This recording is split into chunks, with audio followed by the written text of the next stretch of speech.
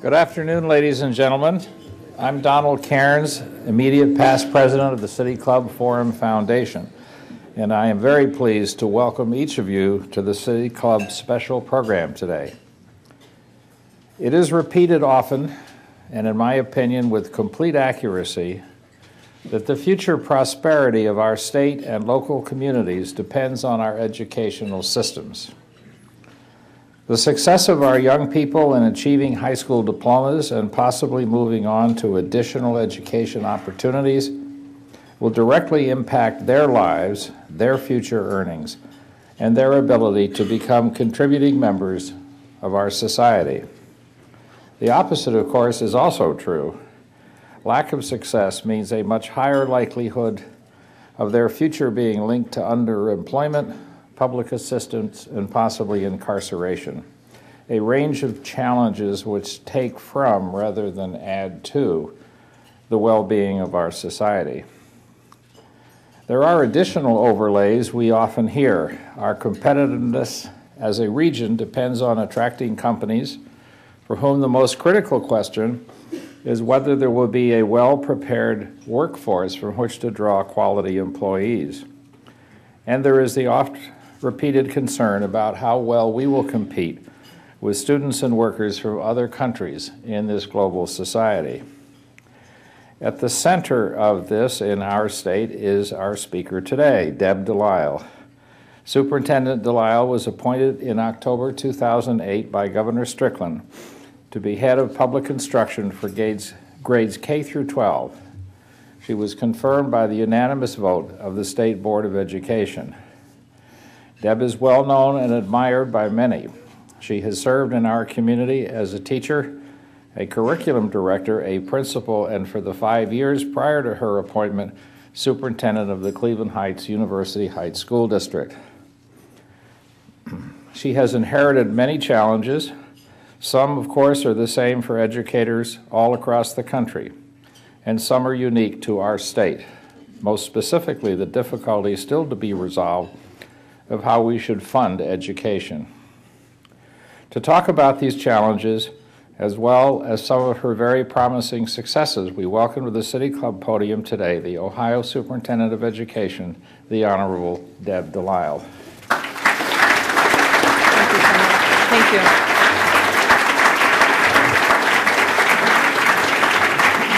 Good afternoon. Good afternoon, and thank you so much for having me here, and thanks for the very kind introduction. It really is an honor for me to be at the City Club of Cleveland. The City Club has a prestigious reputation for hosting prominent speakers. As the oldest forum of this type in the country, the City Club has hosted quite a distinguished group of individuals, from the United States presidents to members of the United States Congress, to foreign ambassadors and representatives from nonprofit organizations, and so many others in between. And when I think of my background, I think, wow, for me to be standing here is absolutely phenomenal. The individuals who have addressed the City Club before me have been visionary folks who have helped to shape the direction of communities throughout Ohio and our nation. So I am indeed humbled to be in such a prestigious group. There are a significant number of people here in this room who have immersed their hearts into the education landscape, not just in Northeast Ohio, but across the state, and I'm deeply indebted to them. I also want to thank and acknowledge the State Board of Education members who are here, President Debbie Kane, John Bender, Kathy Leavenworth, Martha Harris, and Mary Rose Okar, who are seated back there, and I want to thank them for their continued support. And just to clarify one thing, the State Board of Education actually selected me as the state superintendent with hopefully a head nod from the governor of the state of Ohio. So I want to be sure I have my bosses covered correctly. And the work of the State Board is absolutely vital as they help to establish policies and practices that enhance education for all of Ohio's children. It's also certainly wonderful for me to return to the Cleveland area. Northeast Ohio is really special to me as I spent 25 years of my 35-year career in Northeast Ohio working with countless dedicated and very wise colleagues, so many of whom are here today across the room. Since my move to Columbus in December of 2008, there really has not a day that has gone by when I don't think about the extraordinary work that we did together, building partnerships with so many of us across this area. Because my colleagues here are highly dedicated to the children and the families that they serve every single day, some of whom go back as many as 25 years ago. So I have benefited from their wisdom and support. For 35 years of my life, students have been at the center of my work and really at the center of my life. So the opportunity now in Columbus to make a difference in the lives of children is really what led me to pursue a career in teaching. So I feel like I've come full circle in terms of where I've been and what I've wanted to do with my life. So it's an honor for me to be serving as the 35th State Superintendent of Public Instruction. What I'd like to do today is to provide an overview of education in Ohio, where we're at today with some statistics and some information, discuss some of our challenges, and also being ever the teacher, I'm going to issue a challenge to all of us in this room, and hopefully that will serve as a homework assignment to you. You have to know I care deeply about kids and their well-being, and I'm really thankful that my career path has provided me with an amazing array of opportunities to work to ensure that all students have a high-quality education and that they are safe and that they're in the care of people who really are their true advocates. Since becoming the state superintendent, it has been my primary goal to ensure that the quality of a child's education is not predetermined by his or her zip code. I've been serving as the state superintendent since December of 2008, nearly a year and a half ago, and it just seems like time has just really flown by. And although I'm no longer interacting directly with students on a day-to-day basis, but I'm so excited to have a table of distinguished scholar students here, I'm deeply aware that my actions and decisions as the state superintendent impact all of Ohio's school children.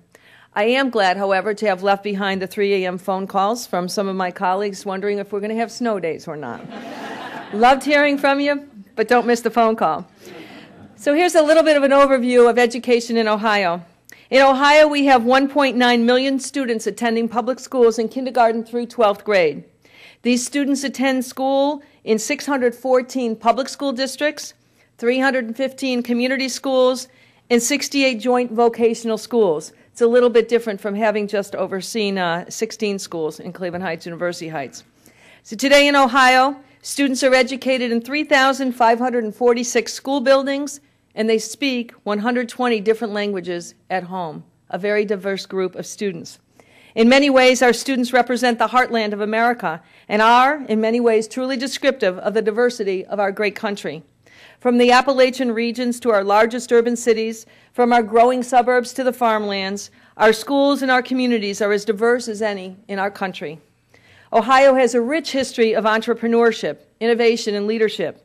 And these are the very attributes that we need to get to our students each and every day, because these are the attributes that are going to carry us through the next decade as we continue to redesign Ohio's economy and we continue to nurture our state into being a great state. I am proud that over the past decade, Ohio's education system has made a significant amount of progress. More than 85% of school districts and almost 72% of school buildings received ratings of effective or higher on the 2008-2009 local report card. That's amazing, an amazing amount of growth in one decade. 116 districts and 215 buildings achieved the top designation of excellent with distinction. And earlier this year, Education Week ranked Ohio's education system 5th in the nation in the 2010 Quality Counts report. Quite a move from just a decade ago when we were in the middle of the pack from other states. So you can easily see why Ohio is being recognized nationally for our progress and for the work that we've been doing. But it goes without saying that while there is still much to celebrate, there's also a significant amount of work that has to be done to ensure that all of Ohio's 1.9 million children receive the high-quality education they deserve and that a zip code doesn't predetermine the quality of their education.